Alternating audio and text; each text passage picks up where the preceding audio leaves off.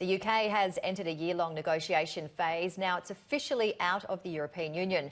As well as finalising a trade pact with Europe, Britain is hoping to strike agreements with other nations. Foreign Secretary Dominic Raab is in Australia promoting the benefits of trade deals or free trade deals. He sat down with Sky News host Laura Jays. Foreign Secretary, thank you for your time. It took 3 years to get Brexit done. Do you think you can do an Australian FTA in a shorter period of time?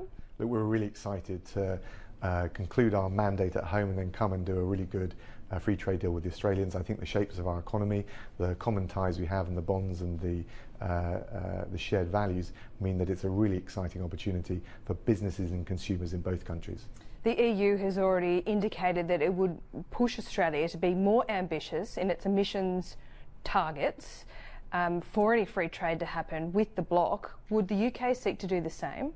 Well, our focus is on COP26, the UN climate change talks coming up, and we want to bring all corners of the world and all countries together with an ambitious agenda which takes things forward. And I think Australia, and I've had conversations with the government ministers today and yesterday, have got a huge comparative advantage on high tech, innovation, and those are the kinds of things that if we bring together, work together, we can help green the economy and really tackle the climate change issue. Australia's level of ambition then is not an impediment to a free trade agreement in your view? We're encouraging all countries really after COP25 to step up to the plate and be as ambitious as possible. We recognise all the challenges, but we've got to turn the page. We've got to make we want to see COP26 mark a step change in progress on climate change, and everyone has a responsibility to make that happen. Huawei, big issue here, not part of our 5G network. You've made the decision. Are you a test case? Would you encourage Australia to perhaps rethink that decision? Well, we always recognise these independent decisions, and we understand all the concerns people have about Huawei and any high-risk vendor.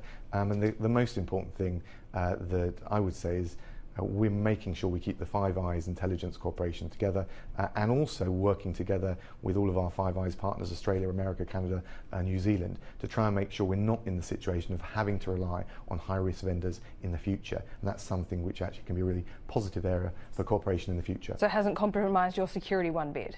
No, we don't think so. We're confident in the arrangements that we've put in place and are putting in place, that we've got a rigorous and robust approach, the toughest regime in I think the world, and that we can make sure that we invest in 5G but also protect the security of our infrastructure. But we do recognise there's been a market failure in the UK and I think in other countries, and we want to make sure we work not just in the UK but with our partners to avoid that happening again.